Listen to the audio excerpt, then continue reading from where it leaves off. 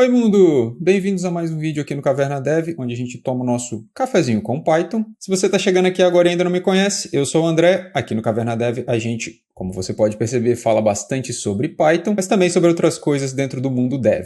E hoje a gente vai continuar desenvolvendo o nosso app de contatos, que já virou a sequência de vídeos favorito minha aqui dentro da nossa playlist Python Iniciante. E agora a gente consegue melhorar bastante esse aplicativo desde a última vez, porque nós já vimos alguns temas muito importantes que vão nos ajudar, como funções, exceções, manipulação de arquivos, etc. Então, só para recapitular, no primeiro vídeo que nós começamos a desenvolver esse app foi o vídeo número 11 da playlist e depois nós continuamos a melhorá-lo no vídeo número 19. Então, talvez seja uma boa você reassistir esses dois vídeos só para refrescar a sua memória. Bota no 2x aí rapidinho que vai dar boa. Agora sim, produção, roda a vinheta e bora pro vídeo de hoje.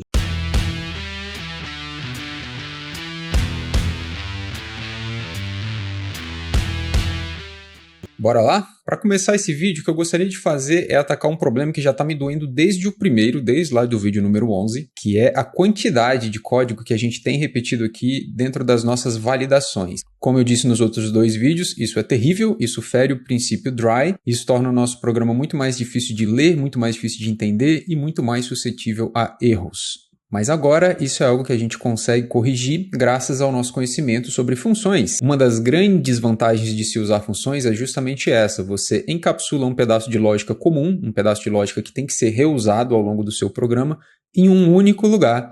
E aí, toda vez que você precisa de acionar aquela lógica, você simplesmente chama a sua função. Se você reparar bem, as validações que nós estamos fazendo, elas são bem simples e muito parecidas umas com as outras. Basicamente, a gente só verifica se o usuário informou alguma coisa, deu alguma entrada para cada um dos atributos do nosso contato, e a gente também verifica um determinado tamanho, que para 3 dos nossos atributos aqui, que são o nome, o sobrenome e a data, esse tamanho é 10. A única diferença nesse tamanho é para o telefone, que tem que ser no máximo 11. Então vamos pegar esse pedacinho de lógica e encapsulá-lo dentro de uma função. Eu vou copiar aqui as linhas 24 a 29 e aqui, logo no começo do meu programa, fora do meu loop, eu vou criar uma nova função que eu vou chamar de valida atributo. Eu preciso de receber pelo menos 3 parâmetros nessa função. O primeiro é o nome do atributo que ela está validando, o segundo seria o valor que o usuário entrou para esse atributo, de fato, e o terceiro é qual o tamanho máximo, em termos de caracteres, que eu aceito esse atributo ter. Então eu declaro esses 3 parâmetros aqui dentro da minha função, e dentro dela eu vou simplesmente colar aquele código que eu acabei de copiar ali de baixo. Só que é claro, eu preciso aqui agora alterar algum dos parâmetros dentro desse código para que o processamento seja feito em cima desses argumentos que serão passados para a minha função. Vamos ver como é que a gente faz isso. Essa primeira condicional aqui, ela está tentando validar se alguma coisa foi passada como valor do atributo. Então, em vez de eu dizer que not nome contato, eu vou mudar isso aqui para valor atributo. Repare que nesse momento o PyCharm até mudou a cor. Essa cor mais cinza o PyCharm usa para tentar me chamar a atenção para o fato de que eu estou declarando parâmetros na minha função, mas que eu não estou usando-os em nenhum momento dentro do código da minha função. Pointless, né? Seria algo meio burro de se fazer. Então, a partir do momento que eu passo a usar esse parâmetro, o PyCharm muda a cor para falar, olha, tá tudo bem agora. Ok, mas esse valor atributo ele não é usado só nessa primeira condicional, ele também faz parte desse segundo check aqui dentro da função.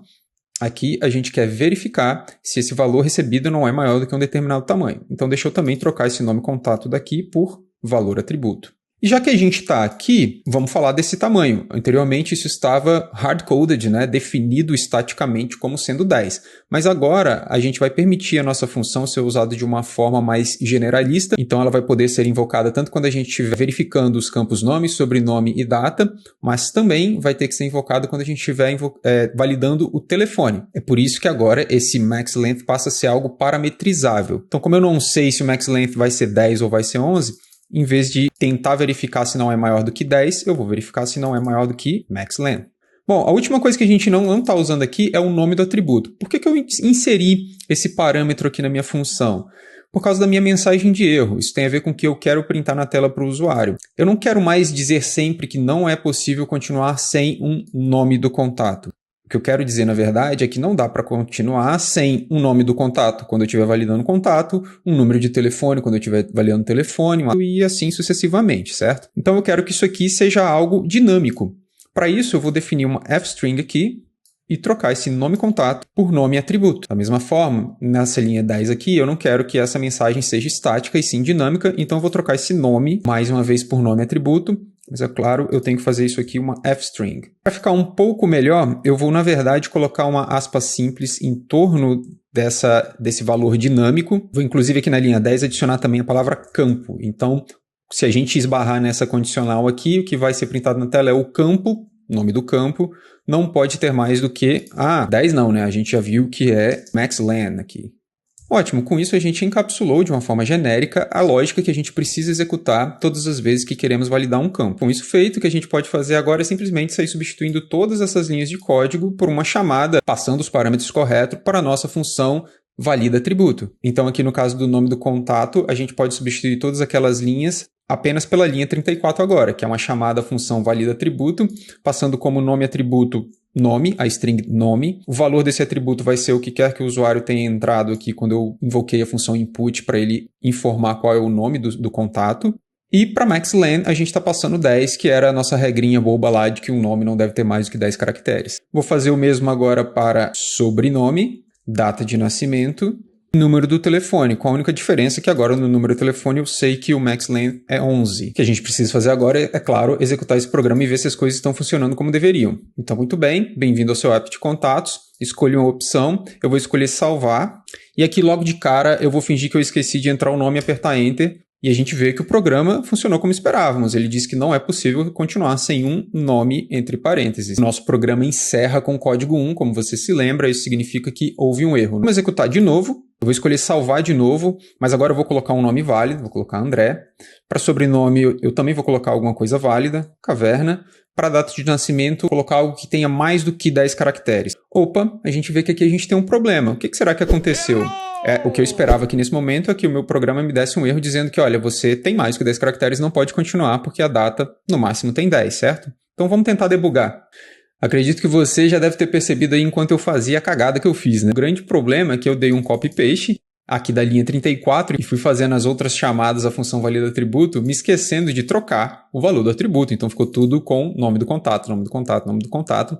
Claro que isso está errado. Então deixa eu corrigir esse erro estúpido. Então, agora sim, acho que está tudo certo. Corrigi todos os campos para os seus respectivos valores. Vou passar rapidinho por essa parte. Mais uma vez aqui na data eu vou colocar algo que tenha mais do que 10 caracteres. Agora sim, ele diz que o campo data de nascimento não pode ter mais do que 10 caracteres. Bom, então aparentemente está funcionando a nossa lógica, a nossa valida atributo está fazendo o papel dela e com um grande benefício de reduzir aí a quantidade de linhas total do nosso programa e facilitar. Inclusive esse foi um excelente exemplo. Eu tenho toda a minha lógica encapsulada em um único lugar, então eu precisava de achar onde estava o erro. Eu só precisava de olhar para aqui. Quando eu olhei para aqui, eu vi que, cara, não tem nenhum erro aqui. Então, o erro só pode estar na hora que eu estou chamando a função. E, de fato, era isso que estava acontecendo.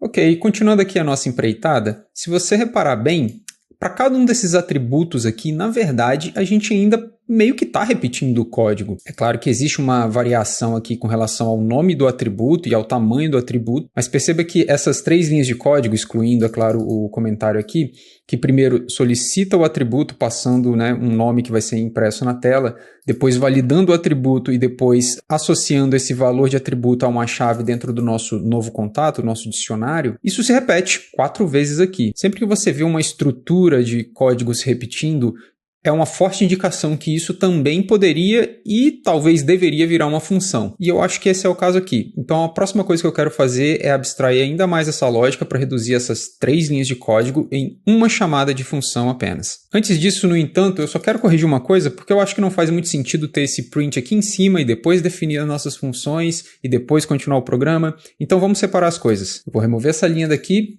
colocá-la aqui para baixo, e que logo depois do import a gente vai definir primeiro as funções que vamos precisar de usar e depois a gente começa efetivamente o nosso programa. Voltando aqui para baixo, deixa eu copiar essas linhas e agora eu vou criar mais uma função chamada obtém e valida atributo, que vai cuidar de toda essa lógica de coletar um input do usuário, validar esse input como um dos atributos do nosso contato e, caso o atributo então passe pela validação, retornar esse valor para a linha que chamou a nossa obtém e valida atributo. Deixa eu colar aquelas linhas que eu copiei ali de baixo aqui dentro. Vou deletar esse comentário, não é importante mais. E antes da gente parar para pensar quais são os parâmetros que a nossa obtém e valida atributo realmente necessita, vamos olhar para esse pedaço de lógica aqui. Bom, em primeiro lugar, vamos trocar o nome dessa variável aqui, porque ela não vai ser apenas nome contato, ela pode ser qualquer atributo agora. Então a gente muda isso agora para atributo. Além disso, aqui na função input, o que a gente precisa é solicitar ao usuário um input para um determinado atributo, para um atributo com um determinado nome, certo? Então a gente já sabe que nós vamos precisar aqui de um parâmetro nome atributo, que vai ser usado já num primeiro momento dentro dessa chamada da função input aqui. Mas isso precisa ser uma fstring. Com relação à linha 14 aqui, que é uma chamada valida atributo, em primeiro lugar, não é um problema para o Python você chamar uma função a partir de outra função. Então, isso aqui é uma sintaxe perfeitamente válida. A gente pode consumir uma função que nós já definimos dentro de uma outra função que estamos definindo agora. Mas você poderia pensar, bom, já que eu estou movendo toda essa lógica de solicitar um input e validar esse input para dentro de uma outra função chamada obtém e valida atributo, por que não a gente simplesmente não copia esse código, move aqui para dentro e deleta essa função completamente. Isso seria muito contraindicado, porque outro dos grandes benefícios de se trabalhar com funções é justamente essa modularização, você poder quebrar a sua lógica em diferentes pedaços pequenos, que você depois só junta para formar, para alcançar o seu objetivo maior. Então eu vou preferir aqui manter sim a minha valida atributo e apenas consumi-la dentro da obtém e valida atributo. Isso inclusive cria uma camada de abstração interessante, porque no futuro, se um programador precisar, por exemplo, expandir as nossas funcionalidades aqui, introduzir um novo campo no contato, endereço ou, enfim, qualquer outro campo, ele não precisa se preocupar com a valida atributo, ele pode focar apenas na obtém e valida atributo, porque ela já vai ter a chamada para a valida atributo, já vai cuidar de uma forma abstraída dessa lógica, consumindo o que já está produzido aqui na valida atributo. Mas é claro que a gente precisa passar os argumentos corretamente aqui dentro. Então, em vez de nome atributo ser nome, o que a gente quer é que ele seja, de fato, esse argumento nome atributo que vai ser passado para a nossa função. Já o valor atributo vai ser exatamente essa variável que a gente tem aqui na linha 13, que foi coletada após invocarmos a função input com o nome do atributo. O maxlen, por outro lado, é algo que não tem como adivinhar, então nós precisamos dele como um parâmetro na nossa obtém e valida atributo. Então eu vou substituir esse 10 por maxlen. Outro detalhe é que aqui eu fui extremamente explícito e fiz a chamada da função valida atributo passando argumentos nominais, Então eu usei os nomes de cada um deles aqui. Isso é até interessante porque você mantém o seu código bastante explícito, mas não é estritamente necessário. A gente poderia muito bem fazer isso aqui. Mas eu gosto de ser sim muito explícito no meu código, então eu vou voltar para como estava antes. Já essa linha 15 aqui, eu estou olhando melhor para ela e ela não pertence à nossa função. Na verdade, ela é algo que vai pertencer ao loop principal do programa. Então eu vou deletar essa linha e em lugar dela, o que a gente tem que fazer na verdade é retornar o atributo. Uma vez que ele foi coletado pela função input e validado pela valida atributo, a gente tem toda a segurança aqui de poder retorná-lo ao loop principal, seja lá para qual foi a linha que chamou a nossa obtém e valida atributo. Então, return atributo. Ok, com a nossa obtém e valida atributo definida, agora a gente pode voltar para cá, podemos deletar essas 3 linhas aqui, e aqui nessa linha que vai criar a chave nome contato dentro do nosso dicionário novo contato, o que nós vamos fazer agora é uma chamada a obtém e valida atributo. O nome do atributo vai ser nome e o maxlen vai ser 10. Eu vou seguir em frente aqui e fazer rapidinho a mesma coisa para os outros campos também. Então está aqui o sobrenome, data de nascimento e número do telefone, que tem que ter um maxlen de 11. Olha a reduzida bacana na quantidade de linhas que a gente deu usando esse esquema de obtém e valida atributo através de uma lógica encapsulada numa função. Mas é claro, o mais importante é o programa estar funcionando, então vamos testar de novo. Rodei o programa, vou escolher a opção salvar. Novamente, eu vou simplesmente simular um erro aqui já no nome e beleza, tivemos um problema, se comportou como esperávamos. Vamos rodar de novo, opção salvar. Aqui no sobrenome eu vou colocar vários caracteres para passar de 10 e a gente também viu que a função se comportou da forma como esperávamos. Vamos fazer agora só mais um teste, mas indo bem sucedido aqui com os 2 contatos, só para garantir que aquela funcionalidade de armazenar na nossa lista os dados entrados pelo usuário também está a 100%. Então vou passar bem rapidinho aqui por essa parte. Salvei 2 contatos aqui com qualquer coisa, eu quero só listar agora. Muito bem, então a gente continua sendo capaz de listar os dados que foram entrados pelo nosso usuário. Está funcionando legal. Legal, o programa funcionando até aqui, mas vamos dar uma olhada para a nossa lista de requisitos. Já que a gente está falando tanto de validação nesse vídeo, vamos continuar dentro desse tema. Nós ainda temos 2 itens aqui importantes com relação à validação. Um é que o nosso número de telefone no momento, na verdade, não está validando praticamente nada, apenas o tamanho. Mas na prática, o que ele deveria garantir é que a entrada do usuário vai ser composta apenas por números. E outro ponto é com relação à data de nascimento, que também só está validando o tamanho, praticamente, né? Enquanto que a validação correta deveria ser garantir que trata-se de uma data válida no formato dia-dia, mês, ano, ano. E além disso, válida nesse caso significa uma data presente, hoje, ou passada. Ainda estamos sendo bem bonzinhos de admitir que o contato tenha nascido hoje, que já tem um número de telefone, mas enfim, nova geração, né? Já nasce com o celular na mão. Ok, eu acredito que desses dois pontos aqui, esse é o mais fácil de atacar primeiro, então vamos começar por ele. Então a gente teve todo esse trabalho de generalizar a nossa lógica a fim de poder validar qualquer atributo, mas na prática o que vai acontecer agora é que nós vamos precisar de introduzir regras específicas para a validação do telefone, que é o que a gente vai fazer nesse momento, e depois também para a validação da data. Então onde que a gente deveria fazer isso? A minha abordagem aqui vai ser a seguinte. Na obtém e valida atributo, eu não quero mudar nada. Eu quero deixar o código exatamente como está. Isso significa que essa função vai continuar não se preocupando diretamente com a validação do atributo e simplesmente vai invocar a valida atributo. Ou seja lá o que for que eu for fazer com relação à validação, tem que ser a partir desta função. Uma alternativa, então, seria vir aqui e incluir mais uma condicional perguntando se o nome do atributo é igual ao número de telefone. Por que número de telefone? Porque aqui na linha 41, esse é o nome atributo que é passado para obtém e valida atributo, que por sua vez é o que é passado para nome atributo de valida atributo. Então significa que quando a gente estiver validando o número de telefone, o valor de nome atributo vai ser número do telefone. E aí então aqui eu vou colocar um código que vai fazer essa validação de telefone. Mas eu já quero também deixar minha função preparada para o caso do nome atributo ser o data de nascimento. O nome de atributo que é passado quando a gente usa data de nascimento é este. E aqui a partir da linha 15 eu vou então colocar um código que vai fazer a validação específica de data de nascimento. Agora, uma outra forma de se alcançar o mesmo resultado com essas condicionais é, em vez da gente checar exatamente, né, com o operador igual para isso ou para isso, perceba que o único atributo que tem telefone no seu nome é o atributo número do telefone, enquanto que o único atributo que tem data no seu nome é o atributo data de nascimento. Então, uma outra forma de construir essa condicional if aqui em cima, por exemplo, poderia ser verificar se a string telefone está contida na string representada por nome atributo. E, da mesma forma, a linha 14 pode ser reescrita para verificar se a palavra data, né, se a string data, está contida no nome atributo.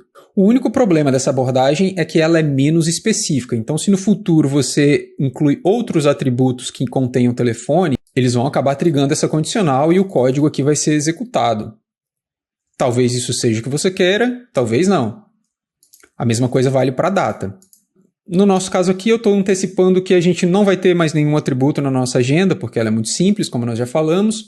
Mas mesmo que no futuro a gente insira outro atributo que contenha telefone em seu nome, nós ainda vamos querer fazer essa mesma validação para verificar o número do telefone. E a mesma coisa para a data. Se eventualmente nós incluirmos um outro atributo que contenha data no seu nome, significa que nós vamos querer fazer a validação de data que vai vir aqui também. Ok, mas vamos voltar aqui então na questão da validação do telefone. Como nós já dissemos, o que falta validar com relação a esse atributo é se todos os caracteres inseridos pelo usuário são números. Não faria sentido a gente aceitar letra, traço, ponto, exclamação, interrogação. Todas essas coisas poderiam ser inseridas pelo usuário, mas se ele fizer isso, deveria ser considerado um erro. Para nossa sorte, o Python já inclui um método do objeto string chamado isNumeric, que retorna verdadeiro se a string pode ser convertida para um número, isso é, se todos os caracteres que compõem aquela string são, na verdade, números. E ele retorna falso caso contrário. Então a gente pode usar exatamente esse método aqui. Então olha como que pode ser fácil fazer isso. A gente chama o método isNumeric de nome atributo, e nós podemos chamar esse método aqui porque nós sabemos que nome atributo é uma string, mas nós temos que fazer isso com o operador not na frente. Por quê? Porque o isNumeric vai retornar true, positivo, se tudo que o usuário digitou forem realmente números. Neste caso, a gente não tem o que fazer, está tudo certo. Então nós não precisamos abortar o nosso programa. Nós só temos que fazer isso quando de fato o isNumeric retornar falso, e aí o operador not vai transformá-lo para true, e aí sim a gente entra nessa condição. É claro que também a gente precisa printar uma mensagem de erro antes, né? Então eu faço isso aqui na linha 14 e repare que aqui eu não estou usando fstrings. Por quê? Porque dentro dessa condicional aqui, eu sei que eu estou realmente lidando com o número do telefone, então não faria sentido fazer algo como que nós fizemos aqui anteriormente usando o nome atributo. Tranquilinho, essa é a única validação extra que a gente precisa para trabalhar com o telefone. Já com relação à data, nós vamos precisar de alguns artifícios a mais, então eu prefiro deixar isso para o próximo vídeo, que já vai ser o próximo mesmo na semana que vem. Então, por enquanto, aqui na linha 17 eu estou colocando apenas a palavra reservada pass, que significa nada, é um passe livre. O Python vai chegar aqui, quando for data, vai entrar nesse condicional, não vai fazer nada. Essencialmente, então, para a data, o único processamento que vai ser realizado era esse que já existia aqui mesmo. Mas vamos dar uma última rodada no programa para ver se a nossa validação de número de telefone está executando bem. Mais uma vez salvar, vou passar rapidinho até chegar em número de telefone. Vamos colocar aqui no número de telefone um número que ao final contém uma letra. O Python reclama dizendo que o número precisa ser composto apenas por caracteres numéricos. Vamos testar se também está funcionando quando eu coloco só caracteres numéricos mesmo. Então beleza, cheguei aqui em número de telefone, coloquei 11 números, se eu dou Enter, não funcionou. Então a gente tem um bug aqui em algum lugar, vamos dar uma investigada. Produzir vídeo para o YouTube é sinônimo de passar vergonha, né? Com certeza vocês também viram quando eu estava fazendo essa segunda cagada, que é na linha 12. Eu estou verificando se o nome atributo, que é o parâmetro que corresponde ao nome, né, do campo que é printado na tela para o usuário, é numérico. Claro que isso nunca é numérico, é sempre um texto. Aqui nós deveríamos estar verificando valor atributo. Só isso. Esse era o bug. Ok, acredito que agora vai funcionar. Novamente 11 números, todos são numéricos. Agora ele passa. Vamos mandar listar esse contato. E dessa vez sim, nosso programa está se comportando perfeitamente. É isso, meu povo. Depois desse vídeo, então, a gente já pode atualizar aqui a nossa linha 19 dos requisitos do nosso sistema e dizer que o número de telefone já está sendo validado minimamente bem para 11 caracteres numéricos. Apesar das vergonhas, eu gostei bastante desse vídeo porque deu para dar uma otimizada bem interessante no nosso código e a gente ainda vai continuar fazendo isso no próximo vídeo, onde nós também já vamos começar atacando essa questão da data de nascimento. E eu vou introduzir para você o tipo DateTime, que é especificamente oferecido pelo Python para trabalhar com data. Então não perde esse próximo vídeo porque vai estar bem legal. Procedimento operacional padrão de encerramento de vídeo. Você vai deixar esse like se esse vídeo for útil para você, vai se inscrever no canal se você ainda não é inscrito e vai compartilhar com os coleguinhas, amigos e familiares que precisam entender e aprender mais de Python também. Obrigado pela sua audiência, pela sua paciência. Volte no próximo vídeo e tchau!